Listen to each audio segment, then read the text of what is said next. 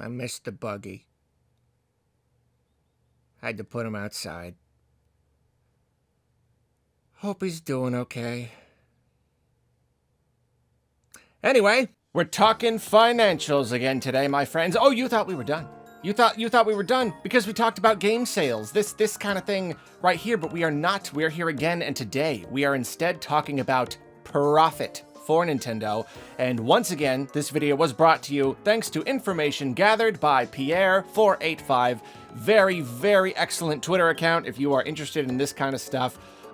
Pierre just gathers information and puts together graphs and things for not just Nintendo, but other companies as well. Really super interesting. If you're into that kind of thing, go check it out. I mean, like you can see right here, like they've made this cool little like animated timeline of the Switch's top 10 games and how the list has evolved over the years from like the very beginning to today. It's super duper interesting. It's really cool. That's so cool. But today we're talking about this graph that Pierre created when Nintendo revealed their latest financial report. And here's the thing, I knew this generation was going well for Nintendo. I knew that this was definitely the most profitable generation ever for Nintendo, even more so than the Wii, which was a humongous success, made them a bunch of money. But like, I didn't really get how much better this generation was going versus all the other ones.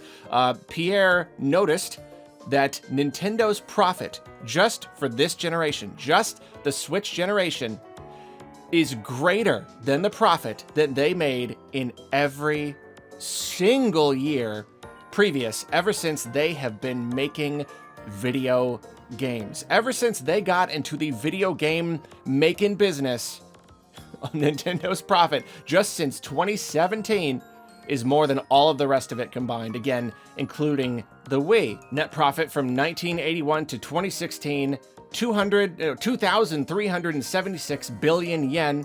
Net profit from 2017 to 2024, 2,576 billion yen. And I mean, just look at it. Just look at it here. It's absolutely nuts. Oh, but you might be thinking, as many people die, as we all, but Pierre, this is not accounting for inflation. Gotcha.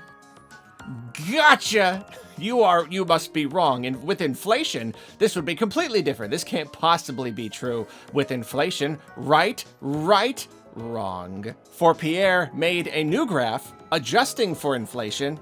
And guess what?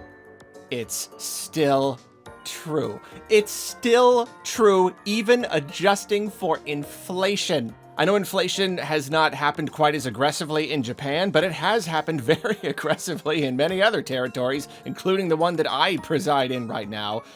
And yet, despite that, their cumulative net profit, 1981 to 2016, 2,691 billion yen, and from 2017 to 2024, 2,696 billion yen.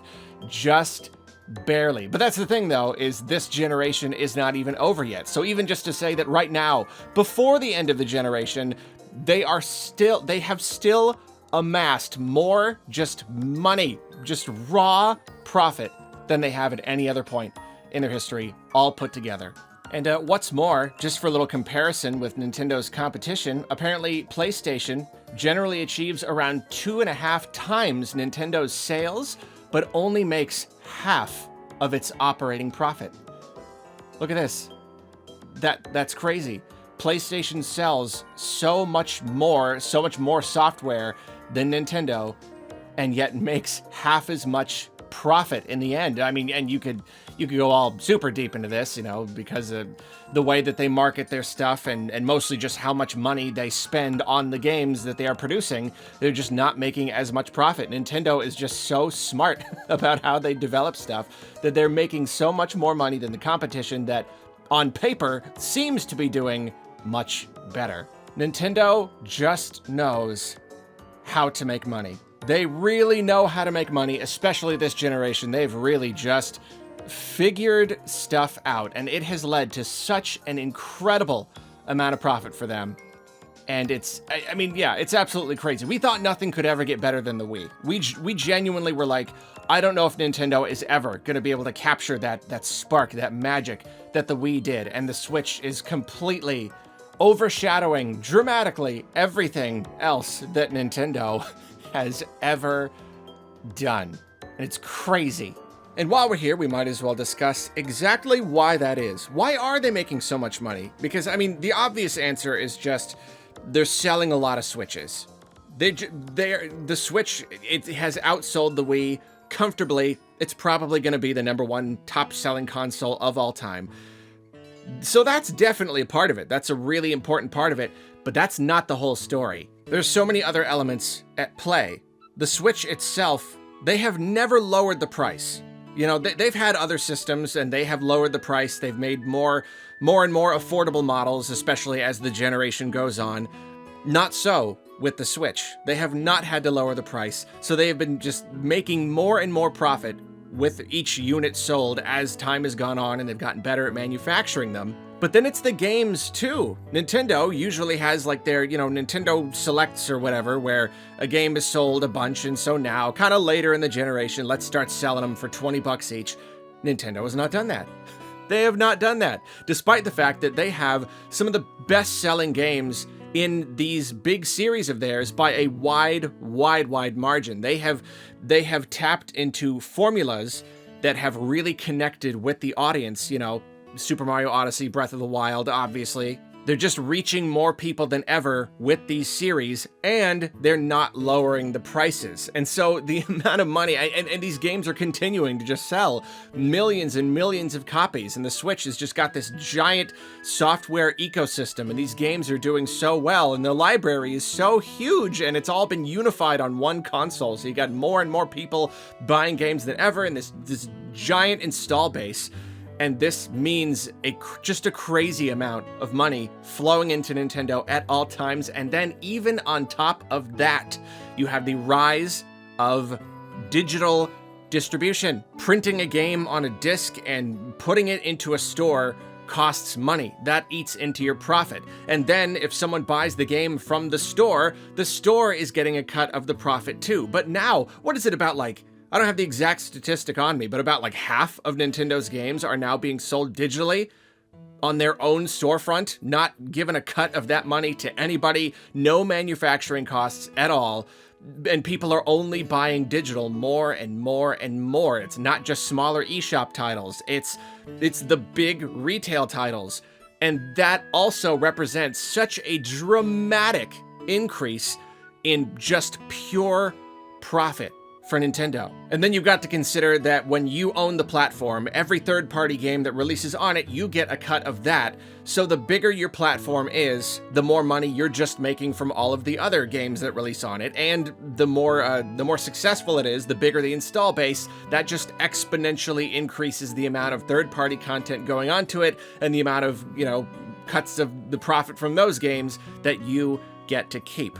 So when you add all of this stuff together, the huge third-party presence, the consoles themselves, the not dropping the price, the software hitting more people, not dropping the price of that either, all these people buying digital. And then even further, if you want to go even further with Nintendo series, the IPs are now more relevant than they've been for years. That means more merchandise sales and all that stuff. And Nintendo had the Mario movie and all that. It's a lot of money. It's a lot of money. They're doing really well. Their business is really, really healthy, and all of these very, very good business practices. Not everything they do is good, but like they're doing enough good, and it's really paying off for them. Nintendo's made a lot of mistakes in the past. They've had a lot of iffy generations, but this one right here, they are doing all right.